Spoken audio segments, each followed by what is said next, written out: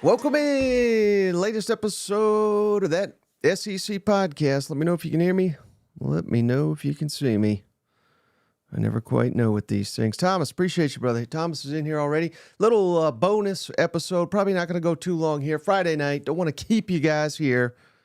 But just like last week, did this, and seemed like a lot of people enjoyed it. Even though a lot of people complained the entire time. I'm here to break down the viewing guide for the upcoming Saturday. All the teams that are alive in the college football playoff race out of the SEC. Who should you be rooting for? Who should you be rooting against? I'm going to throw up his formula again. This is the official playoff rankings formula that the committee uses. Strength of schedule, quality wins, top 25 wins, game control, and bad losses. So this is the formula. Don't listen to anything they're saying. Don't listen to, well, bad loss here, good loss there, yada, yada, yada. I mean, bad loss obviously is there, but, and again, how are these quantified? Strength of schedule, the committee came out when they debuted. They gave their strength of schedule formula. It has not changed. That was 10 years ago. Quality win. What is a quality win? A quality win is a win over a team with a winning record, regardless of what conference they're from.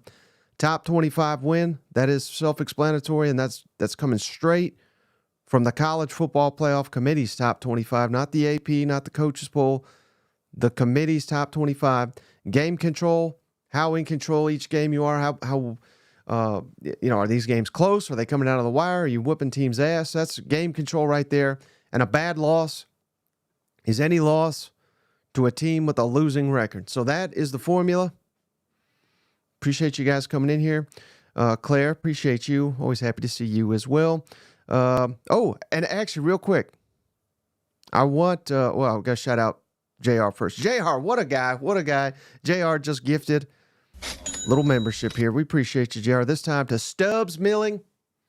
Welcome to the family, Stubbs. He's been a member before, I believe. But real quick, because Shane's not going to be here. I don't want to tease you guys and make you think he is going to be here. But I am going to read you a text I received from Cousin Shane, just so you guys know what it's like being Cousin Shane on a day off. And he can confirm this whenever he gets back on. He says, here's today's do list. And I 100% know this is not what he wants to be doing. This is not his to-do list. You can take a wild guess whose list this is in his household. Number 1, Target Sevierville. If you were in Target Sevierville, you may have run into Cousin Shane. He's hard to miss. Starbucks, Pigeon Forge. Shane, I don't even know if he drinks coffee. 3, Dollywood. And 4,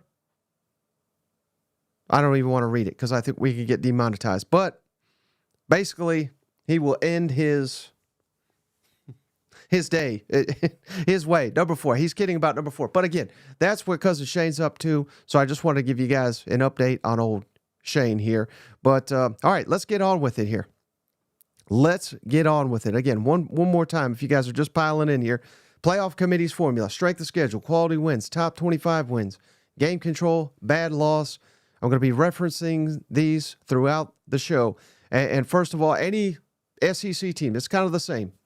You know, it goes without saying. You want the teams ahead of you to lose, but who would it help the SEC the most? Notre Dame losing to Army this weekend, so that this goes for all the teams. And then Indiana losing by a wide margin at Ohio State. And we've already been asked, what about Ohio State losing? Ohio State is the committee's number 2. So losing to Indiana at home, I think all that would do would probably bump Indiana into the top 3, maybe even number 2. And Ohio State would not, I can almost guarantee you, they would not fall out of the rankings. So for the SEC, best case scenario, Indiana gets absolutely hammered at Ohio State, and Indiana may, because of the rest of their resume, may move out. Let's go by this team by team based on the highest ranked team according to the committee. Texas, your strength of schedule, again, this is not FPI, this ain't Sagarin, this ain't Greg Sankey's list he threw out the other day. Even Greg Sankey's throwing out information that is not relevant to this discussion. This is the playoff committee's strength of schedule. Texas is number 60. They have 2 quality wins, which means they've beaten 2 teams with a winning record, and those are Colorado State and Vanderbilt. Those are their 2 quality wins. They have no top 25 wins. They have no bad losses, which is good, and their game control is number 5. So here's what Texas, if I'm a Texas fan, obviously you're rooting for your team. That goes without saying. But what outside of that should you be rooting for this weekend? Michigan. Michigan has got a 500 record. If Michigan beats Northwestern for a week, Texas gets to add another quality win. So root like hell for Michigan this weekend. UTSA, they're another 500 team. They're at 5-5. If they beat Temple, there's you another quality win. ULM, they were a quality win. Auburn beat them last week. Now they're back at 500. If ULM can beat Arkansas State, Texas adds a quality win. Oklahoma to beat Alabama. Texas fans, can you get yourself to root for Oklahoma? I don't know if you can, but it would help your playoff resume, get you a quality win. And then Florida to beat Ole Miss. That would also give you a quality win, as would Arkansas beating Louisiana Tech. These are all the things that can help your resume. And if Vanderbilt were to beat LSU, that would guarantee you, regardless of whether Vanderbilt beats Tennessee or not next week, it would guarantee you that Vanderbilt, at the end of the day, is going to be a quality win for the Texas Longhorns. So that's who you need to be rooting for this weekend if you're a Texas fan. I'm going to see if we got any good questions here. I'll see. Liquid says, Texas fans are also Florida fans this week. As strange as that sounds, yes, that is accurate. All right, how about let's do Alabama. Alabama's number 7, according to the playoff committee. Strength of schedule 15, one of the best among all these SEC teams. Actually, it is. It's even better than Georgia's, believe it or not.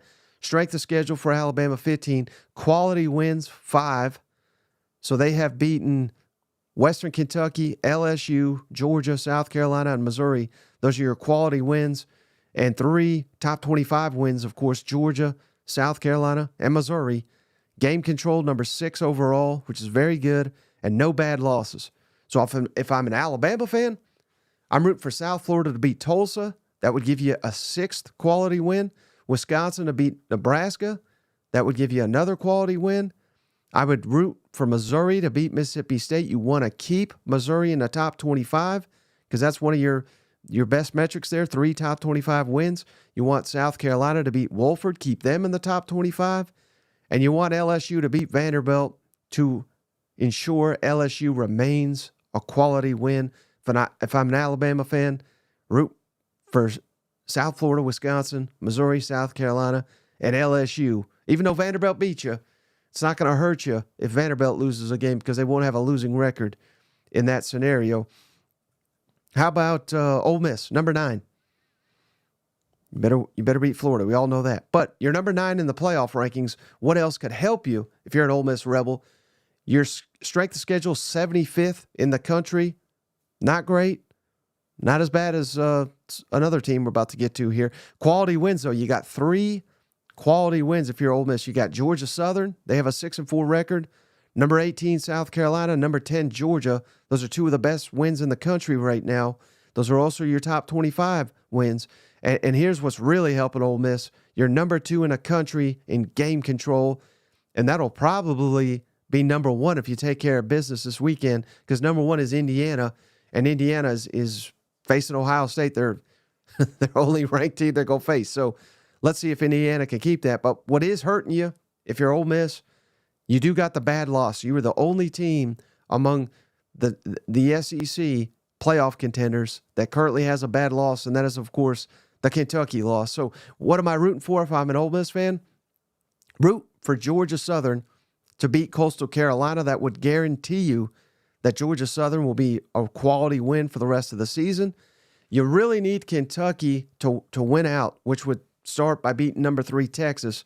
If Kentucky wins out, you no longer have that bad loss on your resume because Kentucky would get to 500, and that's what a bad loss is. A bad loss is a loss to a team that's under 500.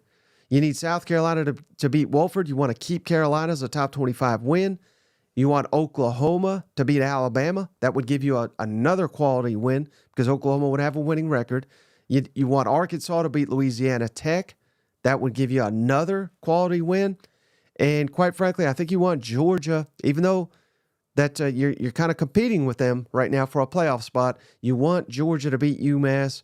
You want Georgia to remain in the top 25 because top 25 wins really helps you. It helps you as a quality win and as a top 25 win. So it's kind of like a double whammy there. So I know that's a little confusing, but Georgia, I think Ole Miss, you want Georgia to keep winning because if it comes down to a tiebreaker, they're going to give the edge to Ole Miss anyway for not only beating Georgia, but beating them handily, I would have to believe. All right, so speaking of Georgia, number 10, Georgia, strength of schedule, number 17 in the country. And again, this is not me saying it. This is the playoff committee saying you got the number 17 strength of schedule in the country. You got 3 quality wins. They're 3 of the best wins in the country, and they're the same as your top 25 wins. You beat number 17 Clemson. You beat number 3 Texas at Texas. I don't think they really care where the games are played, but I'm throwing at in there because it makes it that more impressive. And you beat number 11 Tennessee. Again, there's not a better trio of wins in the country than what Georgia's got. Number 13 in game control, and you have 0 bad losses. So what are you rooting for if you're a dog? Root for Clemson to beat the Citadel this weekend. Keep Clemson as a top 25 win. Root for Tennessee to beat UTEP. Keep the Vols as a top 25 win. You want Texas to lose to Kentucky, I would think. Because even still, Texas is going to remain as a top 25 if they somehow lost to Kentucky. But given them that extra loss, I have to believe the committee would jump Georgia over Texas because they got the head-to-head win in Austin, and you'd keep that top 25 win.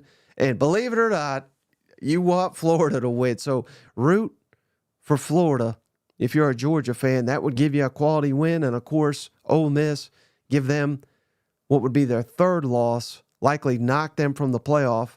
And that would – I think Georgia's fine. I think they're basically guaranteed a playoff spot anyway. But if Ole Miss goes down and you win out, you're in. There's no shot. I don't think there's any shot Georgia gets left out if they win out regardless. But these teams, like a Tennessee, like an Ole Miss, like a Bama, the more losses they could pile up, the better to ensure that you're going to make it. So how about Tennessee? Tennessee needs some help, obviously. They're the first team out. Strength of schedule's killing them. 90th in the country, according to what the committee, their strength of schedule model. In quality wins and top 25 win, it's the exact same one. Alabama, beating Alabama. That's what you're hanging your hat on. You got the number 8 game control. Pretty good. No bad losses, but it could become a bad loss. We'll get to that in just a second. But if I'm Tennessee, man, I don't know if any of y'all watched last night, NC State, Georgia Tech. Really needed NC State to win that one because NC State was a 500 team, could have made that a quality win. They blew it. They took the lead with about 90 seconds left, and they let Georgia Tech go down the field with a true freshman quarterback and beat them. So you're already one down here for the weekend if you're Tennessee. You also want Florida. This is key. Florida to beat Ole Miss. Tennessee would add a quality win. And, of course, Tennessee would jump Ole Miss and would almost guarantee that the Vols make the playoff as long as they win out if Ole Miss were to lose. So that's the key one that I think all Vol Nation, there's not a bigger Florida fan outside of Gator fans than Tennessee this weekend. They really need it. You want Oklahoma to beat Alabama. That would make Oklahoma a quality win. And you desperately, desperately need Arkansas to beat Louisiana Tech. Otherwise, Arkansas loss becomes a bad loss because they would have a losing record, and it's almost guaranteed they would, if they can't beat Louisiana Tech, they ain't winning at Missouri. So that would be a blemish on your resume if you're Tennessee. So they need a lot of help, and a lot of these outside of Arkansas beating Louisiana Tech would require upsets. So it's tough. It's tough out there for Tennessee right now. How about Texas A&M? They're number 15 in the playoff committee rankings. They need some help as well. Strength of schedule 31, but you do got 3 quality wins. You got Bowling Green, believe it or not, that's a quality win. They're 6-4. You beat number 21 Missouri, and you beat LSU. Your top 25 win right now is Missouri. You have the number 14 game control in the country, and you have no bad losses. So if I'm an A&M fan, I want Missouri to beat Mississippi State. That would ensure that you have at least one top 25 win next week. You need Bowling Green to beat Ball State. That would keep Bowling Green as one of your 3 quality wins. You'd love to see Florida beat Ole Miss. That would give A&M another quality win.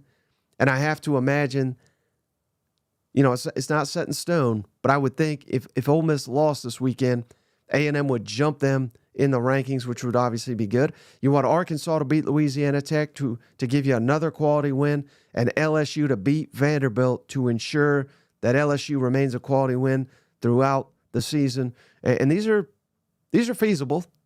All of these, I think. I mean, the toughest one would be Florida beating Ole Miss, but it's conceivable. Ask a Florida fan. They're pretty fired up this weekend. And then South Carolina, number 18. I don't have the strength of schedule for South Carolina. I don't have the game control, but they've got 3 quality wins. They've got Texas A&M, of course, Vanderbilt, and Missouri. And A&M and Missouri are both ranked, so you get those as well. You got no bad losses. If I'm a Gamecock, I'm rooting for A&M to beat Auburn, keep A&M as a top 25 win. I'm rooting for Missouri to beat Mississippi State, keeps that as a top 25 win. I want Oklahoma to beat Alabama. That would give you an extra quality win. And Vanderbilt to beat LSU, because that would guarantee you that Vanderbilt will be considered a quality win regardless of what happens next weekend when Vanderbilt plays Tennessee. So let me know if you got any questions here.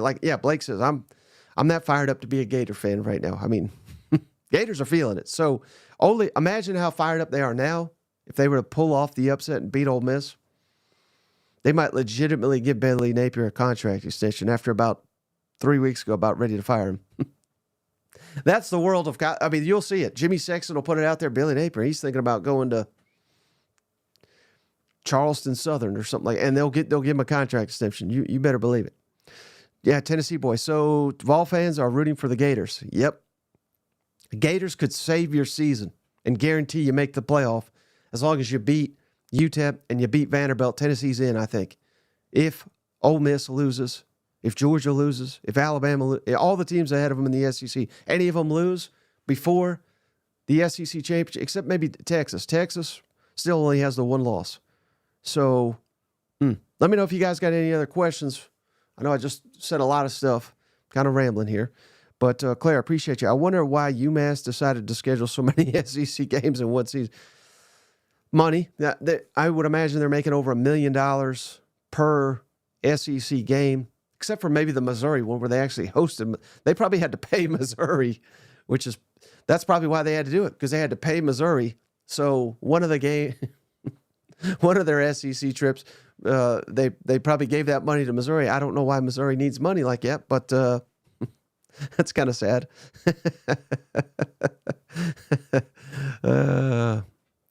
Sven says Texas is not a single rank win. If they lose, they drop to 15th. I could see it, but the committee loves them. So I don't know. A 2-loss. Let's see. Let's pull up their schedule. I mean, Ole Miss lost to Kentucky too at home, and I know they have some big time wins, but they're still in it. So I think you might be right, Sven. I think Texas could get pushed out if they lose to Kentucky. But the good news for Longhorns, they can get right back in, I think, if you turn around and win at A&M, because that would punch your ticket to the SEC championship, and you'd still have everything in front of you. So similar to Tennessee this last week, losing may knock you out, but you're still alive. But in the exception here, Texas may not need help. They could kind of get it done themselves. Dudley says, how many ranked wins does Mississippi State have? They might have a couple FCS ranked wins. Eastern Kentucky, I don't know what they're ranked in the FCS. They did beat UMass. So currently, no ranked wins, but I think you already knew that. I think that's why you were asking. Anthony says, which game helps the Vols the most? Oh, it's definitely Florida. If Florida beats, I'm Trying to get down here. If Florida beats Ole Miss and Tennessee wins out, Tennessee's in. So, I mean, that's pretty simple, right? You just need, and these quality wins are nice, but what you really need, you need to be ranked inside the top 10. And Tennessee will jump Ole Miss if Florida beats Ole Miss. So that's the key one. But also Notre Dame losing to Army. I think if Notre Dame loses to Army, I think Tennessee would jump Notre Dame as well. So either or. But I think Florida beating Ole Miss helps more because I just let's say Notre Dame gets bounced. There's no guarantee the SEC is getting 5 in. I think it's almost a guarantee the SEC will get 4 in. But even if Notre Dame loses, they might get Army in there. I don't know. I don't think they would. But hell, if Notre Dame and Ole Miss lost, I think that's a dream scenario for Tennessee because you're in. You're in if that happens. All right. Anything else before I hop? Only a little short one here. I hope all that made sense. Trying to just give you guys a viewing guide for this weekend. There's so many good games here this weekend.